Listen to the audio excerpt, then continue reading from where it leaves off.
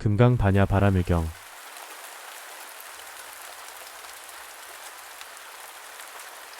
제일분 법회가 열리게 된 인연.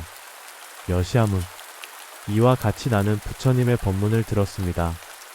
일시불 제4위국 기수급 고도관. 어느 때 부처님께서는 사위국의 기원정사, 즉 기수장자의 동상과 급고독 장자가 마련한 정사에 계셨습니다. 여대비구 중 1250인구. 그곳에는 부처님과 함께 1250명의 비구 대중이 머물고 있었습니다. 계시아라한 중소지식. 그들은 모두 아라한의 경지에 이른 이들이었으며 이미 번뇌를 다 끊고 완전한 해탈을 이룬 존재들이었습니다. 세상 사람들도 그들을 잘 알고 존경하였습니다. 장로사리불 마하목걸련 마하가섭 마하가전년 마하구치라 리바다 주리 반타까. 그 중에는 장로사리불 마하목걸련 마하가섭 마하가전년 마하쿠치라 리바다 주리 반타까 등의 훌륭한 제자들이 있었습니다. 여시등제 대제자. 이외에도 이와 같이 위대한 수행자들, 수많은 대제자들이 함께하였습니다. 병제보살 마하살, 문수사리법 왕자 등이 공제. 또한 보살 가운데의 보살, 문수사리 법왕자 보살과 같은 위대한 대보살들도 그 자리에 함께 계셨습니다. 제2분 수보리의 질문. 이시 세존 식시차게 치발.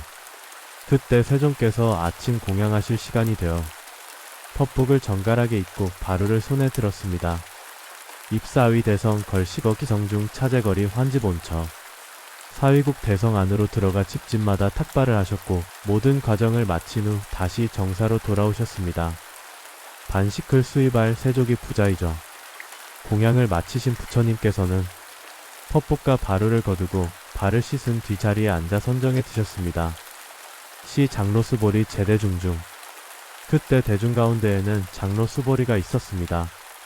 측종자기 편단우견 옷을 착지. 그는 곧 자리에서 일어나 오른쪽 어깨를 드러내고 오른 무릎을 땅에 꿇었습니다. 합장 공경 200불원. 합장하며 깊이 공경하는 마음으로 부처님께 아뢰었습니다. 희유 세존 열애선원염제보살 선부촉제보살. 참으로 드물고도 존귀하십니다. 세존이시여. 열애께서는 보살들을 자비롭게 보호하시고 또 바르게 인도하여 주십니다. 세존 선남자선 여인 바라욕다라 삼맥 삼보리심. 세존이시여, 만약 선한 남자나 선한 여인이 최고의 깨달음인 안욕다라 삼맥 삼보리를 이루고자 한다면 운하응주 운하응복기심. 그들은 그 마음을 어디에 머무르게 하여야 하며 또 어떻게 그 마음을 다스리고 안정시켜야 합니까? 제3분 대승의 근본 원리. 불언 선제선제 수보리 여여소설. 부처님께서 말씀하셨습니다. 참으로 잘 물었도다 수보리야. 너는 지금 매우 중요한 질문을 하였구나. 열애선원염제보살 선부촉제보살. 열애는 보살들을 잘 보호하며 그들에게 바른 법을 맡겨 당부하는 존재이니라. 여금채청 당이여설. 그러니 지금 너는 내 말을 자세히 듣도록 하라. 내가 너를 위해 설명해 주리라. 선남자선 여인 바라욕다라 삼맥 삼보리심. 선한 남자와 선한 여인이 안욕다라 삼맥 삼보리를 발심하려 한다면 응여시주 여시항복기심. 이와 같이 그 마음을 머물게 하고 이와 같이 그 마음을 항복하고 조복시켜야 하느니라. 제4분 모든 중생을 이롭게 하나 실상은 없다. 수보리야, 너는 어떻게 생각하느냐? 보살마하살이 모든 중생을 완전히 해탈시킨다고 할 때 정말로 해탈시킨 중생이 있는 것이라 생각하느냐? 수보리가 아뢰었습니다. 세존이시여, 그렇지 않습니다. 그 어떤 실체적인 중생도 해탈시킨다는 개념은 존재하지 않습니다. 왜냐하면 실상에 있어 해탈시킬 수 있는 중생이란 본래 없기 때문입니다. 부처님께서 말씀하셨습니다. 수보리야, 진정한 보살은 중생이라는 개념에 집착하지 않고 모든 중생을 이익되게 하면서도 중생을 해탈시킨다는 생각조차 하지 않느니라. 왜냐하면 만약 보살이 나라는 상, 즉 아상, 또는 타인이라는 상, 중생이라는 상, 수명 있는 존재라는 상에 머문다면 그는 참된 보살이 아니라 할 수 있기 때문이다. 제5분 형상으로는 열애를 볼 수 없다. 수보리야, 너는 어떻게 생각하느냐? 열애는 몸을 가지고 드러난 형상으로 볼 수 있겠느냐? 수보리가 말했습니다. 세존이시여, 아닙니다. 열애는 형상으로 보일 수 있는 분이 아니십니다. 왜냐하면 부처님께서 말씀하시기를 형상은 진정한 형상이 아니며 그저 이름으로 형상이라 부를 뿐이라고 하셨기 때문입니다.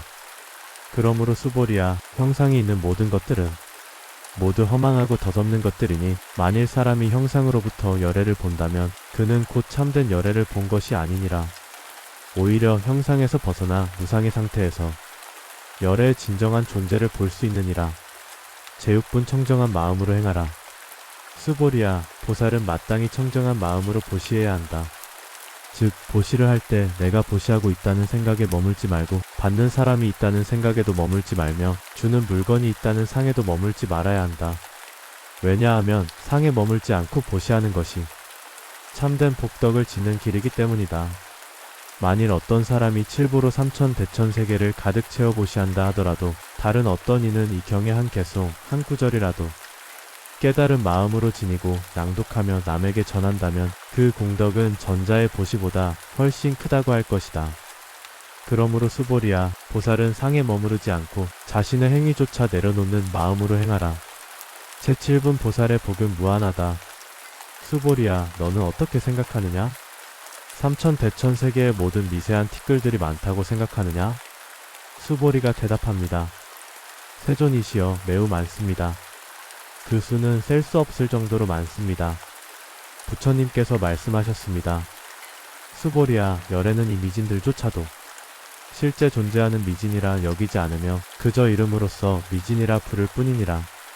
삼천 대천 세계 역시 실체가 아니며 이 세계를 세계라 부르는 것도 다만 이름일 뿐이다. 수보리야, 보살은 응당 마땅히 이렇게 알아야 하느니라. 어떠한 실체에도 집착하지 않고 어떠한 법에도 머무르지 않는 이가 참된 포살이니라. 제8분 일체상을 떠나야 진실을 본다. 수보리야, 너는 어떻게 생각하느냐? 열애는 육체의 모습, 즉 몸의 형태로 나타나는 존재라 할 수 있겠느냐? 수보리가 말합니다. 세존이시여, 아닙니다. 열애께서는 형상으로 드러나는 분이 아니십니다. 부처님께서 말씀하셨습니다. 수보리야, 열애는 육신의 크고 작은 모습으로 판단되어서는 아니 되며 진정한 열애는 모습과 형상 너머에 계신 분이니라. 왜냐하면 형상은 진실한 형상이 아니고 그저 사람들 사이에서 그렇게 불리는 것일 뿐이기 때문이다. 그러므로 수보리야, 모든 형상 있는 것은 다 허망한 것이다. 형상은 고정된 것도 아니고 영원한 것도 아니며 그저 조건 따라 생겼다가 사라지는 것이니라.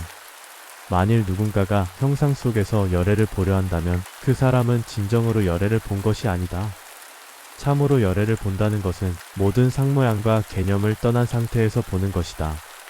모든 상을 버리고 어떤 고정된 존재도 기대하지 않을 때 그 자리가 바로 열애를 마주하는 참된 자리이니라. 제곱은 보살의 무주심. 수보리야, 보살은 마땅히 마음을 머무르지 않으며 살아가야 하느니라. 보시를 하더라도 보시한다는 생각 없이 행하고 중생을 이롭게 하더라도 이롭게 한다는 생각 없이 행해야 한다. 왜냐하면 모든 행위와 마음이 고정되어 있지 않기 때문이다. 상에 머물러 행하는 것은 곧 참된 보살의 길이 아니며 무상의 자리에 머무르지 않는 보시가 진정한 공덕의 씨앗이 되는 것이니라. 수보리야, 어떤 사람이 온 우주를 가득 채울 만큼의 포배를 모아 그것을 모두 중생에게 나누어 주었다 해도 다른 사람이 이 금강경의 단 한 구절을 받아 지니고 정성껏 읽고 외우며 남에게 전해준다면 그 공덕은 전자의 보시보다 훨씬 더 크다 하느니라. 그러므로 수보리야, 보살은 마음에 머무르지 않고 보시하며 상을 내려놓고 법을 실천해야 하느니라. 제10분 열애의 참모습은 법으로서 존재한다. 수보리야, 너는 어떻게 생각하느냐? 열애가 과거에 있었던 어떤 법을 설하였다고 생각하느냐? 수보리가 말합니다. 세존이시여, 열애께서는 법을 설하셨지만 실제에 있어 설한 법은 없다고 저는 이해합니다. 부처님께서 말씀하셨습니다. 수보리야, 바르게 본다면 열애가 설한 법이라는 것은 이름만 존재할 뿐 실제로는 설해진 법도 없느니라. 그 법이란 고정된 것이 아니기 때문에 집착할 법도 없고 붙잡을 말도 없는 것이니라. 그러므로 열애가 설한 바른 법은 설해진 것이면서도 설해지지 않은 것이며 이해되었으나 머무를 곳이 없는 것이라 할 수 있다. 수보리야, 진정으로 법을 배우는 이라면 이와 같은 비실체적인 가르침, 집착이 없는 말 속에서 깨달음을 얻어야 하느니라. 제11분 법은 머무는 바가 없다. 수보리야, 너는 어떻게 생각하느냐? 삼천대천 세계를 가득 채운 수많은 티끌, 즉 미진이 실제로 존재한다고 보느냐? 수보리가 대답합니다. 세존이시여, 미진은 이름일 뿐 실제로는 참된 실체가 아닙니다. 수많은 티끌이라 불리는 것도 그저 언어로 가리킨 이름일 뿐입니다. 부처님께서 말씀하셨습니다. 그렇다 수보리야. 열애는 미진이라는 것을 미진이라 하지 않고 다만 세속의 언어를 빌려 미진이라 부를 뿐이니라. 수보리야, 모든 법은 실상이 없다. 법이란 고정된 실체가 아니며 그 법을 붙잡고자 하면 오히려 진리를 벗어나게 되느니라. 그러므로 진정한 보살은 법에 머물지 않고 법을 행하며 법에 기대지 않고 법을 따라 살아간다. 제12분 상에 머물지 않고 복덕을 쌓는 길. 수보리야, 보살이 복덕을 짓는 방법은 특별하니라. 보살은 복을 지을 때조차도 그 복이라는 개념에 머무르지 않는다. 만일 어떤 사람이 온 우주를 가득 채운 보물을 다 보시한다 하여도 또 다른 누군가가 금강경의 한 구절, 단 한 개송이라도 마음으로 받아들여 정성스럽게 지니고 낭독하며 남에게 가르친다면 그 사람의 공덕이 훨씬 더 크다고 하느니라. 왜냐하면 그 행위에는 나라는 생각이 없고 공덕에 머무는 마음이 없으며 그 누구에게 베푼다는 상조차 없기 때문이다. 이것이 진정한 무주보시이며 이것이 진정한 무한한 폭덕을 짓는 길이니라. 제13분 열애는 말에도 머물지 않는다. 수보리야, 너는 어떻게 생각하느냐? 열애가 말한 법은 고정된 법일까? 수보리가 말했습니다. 세존이시여, 아닙니다. 열애께서 설하신 법은 결코 고정된 법이 아닙니다. 부처님께서 말씀하셨습니다. 그렇다 수보리야. 말로 설하는 바른 가르침이란 말에 머물지 않기 때문에 바른 법이라 불리는 것이니라. 진실한 가르침이란 그 자체에 머무르지 않으며 듣는 이의 마음을 향해 지혜의 문을 열 뿐이니라. 만일 누군가가 열애의 말에만 집착하고 그 말의 모양, 뜻의 형상만을 붙들고 있다면 그는 이미 열애의 진정한 가르침에서 멀어진 자이니라. 제14분 진리는 형상도 언어도 아닌 그 너머에 있다. 수보리야, 열애의 말씀을 믿고 받아들이는 이는 참으로 드물고 소중한 이니라. 이 경을 듣고도 의심하지 않으며 마음을 내어 바르게 따르는 이는 이미 한량없는 공덕을 쌓은 자이니라. 왜냐하면 이 경은 형상에 머무르지 않기 때문이며 언어에 집착하지 않기 때문이니라. 말은 진리를 가리키는 손가락일 뿐 그 자체가 진리는 아니기 때문이다. 그러므로 수보리야, 진리를 구하려는 자는 말을 넘어 개념을 넘어 상을 떠난 자리에서 깨달음을 얻을 수 있느니라. 제15분 참된 보살의 겸허함. 수보리야, 참된 보살은 언제나 이런 마음을 내야 하느니라. 나는 반드시 모든 중생을 해탈에 이르게 하리라. 그리하되 내가 어떤 중생을 해탈시켰다는 생각은 가져서는 아니 되느니라. 왜냐하면 수보리야, 실상에 있어 해탈할 중생이란 따로 있는 것이 아니며 중생이라는 이름조차도 인연 따라 잠시 존재하는 허망한 이름이기 때문이다. 그러므로 참된 보살은 말하느니라. 내가 중생을 건져주되 건져주었다는 생각에 머물지 않노라. 이는 보살이 중생에 대해 실체를 보지 않기 때문이며 집착하지 않기 때문이니라. 제16분 열애는 실체가 없다. 수보리야, 너는 어떻게 생각하느냐? 열애에게 어떤 육신이 있다고 생각하느냐? 또는 열애에게 눈에 보이는 외형, 형상, 색깔, 모습이 있다고 여기는가? 수보리가 대답하였습니다. 세존이시여, 열애는 육신이나 형상으로 파악될 수 없습니다. 그분은 형상에 머무르지 않으시며 그 너머에 계신 분이십니다. 부처님께서 말씀하셨습니다. 수보리야, 열애는 그 어떤 것도 실체로 삼지 않느니라. 몸도 아니요, 소리도 아니요, 냄새도 아니며 형상도 아니며 의식도 아니니라. 열애라는 이름은 오직 편의상 붙인 이름일 뿐 실체가 있어서 불리는 것이 아니니라. 제17분 보살은 집착하지 않는다. 수보리야, 보살이 보시할 때에는 반드시 이와 같이 생각해야 하느니라. 나는 아무에게도 베푼 것이 없다. 다만 인연 따라 나누었을 뿐이다. 주는 나도 없고 받는 그도 없으며 주는 물건도 본래 실체가 없다. 이와 같은 마음으로 보시할 때 그 보시는 무주보시가 되어 가장 높은 폭덕을 이룬다. 반면에 내가 무엇을 주었다고 생각한다면 그 폭덕은 무한하지 않고 그 복은 형상과 조건에 묵히게 되어 영원한 해탈로 나아가는 길이 아니게 되느니라. 제18분 진실한 설법은 설하지 않음에서 온다.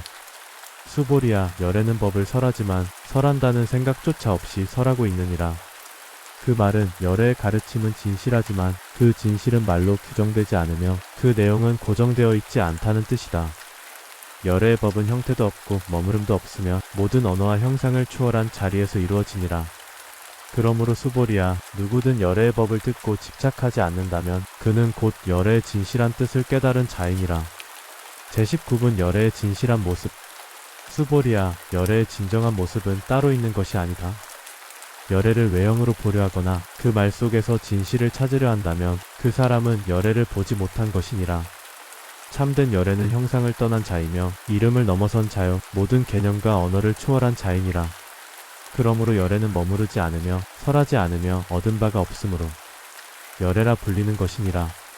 제20분 열애는 법에도 머무르지 않는다. 수보리야, 너는 어떻게 생각하느냐? 열애는 깨달음을 얻은 자이지만 무엇을 얻었다는 집착조차 없는 자이니라. 깨달음을 얻었으되 얻었다는 의식이 없다. 법을 설하되 설했다는 마음이 없다. 이것이 열애의 길이며 보살의 실천이니라. 수보리야, 진정한 깨달음은 말로 설명되지 않으며 법으로도 규정되지 않으며 마음으로도 붙잡히지 않느니라.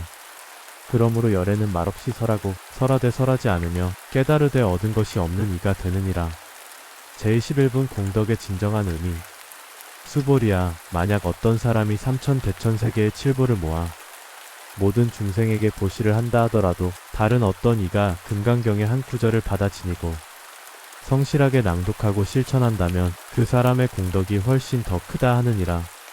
왜냐하면 그 구절은 형상 너머의 진리를 담고 있으며 그 실천은 상에 집착하지 않기 때문이니라. 말로 한 것이 아니며 행위로 남기 위한 것이 아니며 오직 공의 자리에서 비롯된 실천이기 때문이니라. 제22분 진리를 드러내는 비유. 수보리야, 이 세상의 모든 유의법, 즉 조건 따라 생겨나는 모든 것은 본래 실체가 없고 덧없고 사라지는 것이니라. 그러므로 열애는 이와 같이 말씀하셨느니라. 일체의 법 여몽한 포영. 모든 만들어진 것은 꿈과 같고 환상과 같으며 물거품과 같고 그림자와 같고 이슬 같고 번개와 같으니 이와 같이 보아야 하느니라. 수보리야, 이 비유는 단순한 꾸밈이 아니며 중생이 모든 집착을 끊고 공을 깨닫도록 인도하는 열애의 가장 깊은 연민이 담긴 말씀이다. 제23분 마지막 가르침. 수보리야, 이 경은 결코 가볍게 다룰 것이 아니며 수많은 겁을 투고도 만나기 어려운 법이니라. 이 경을 믿고 이해하며 받아 지니고 독송하고 남에게 전하는 이는 무한한 공덕을 얻느니라. 수보리야, 이 경을 듣고도 마음이 흔들리지 않고 집착 없이 따르는 이가 있다면 그 사람은 이미 무수한 부처님께 공양한 이며 깨달음에 가까운 존재이니라. 그러니 수보리야, 항상 이 경의 뜻을 기억하고 그 가르침을 따라 무심히 살아가라. 무주심으로 보시하고 무상심으로 실천하며 무아심으로 존재하라.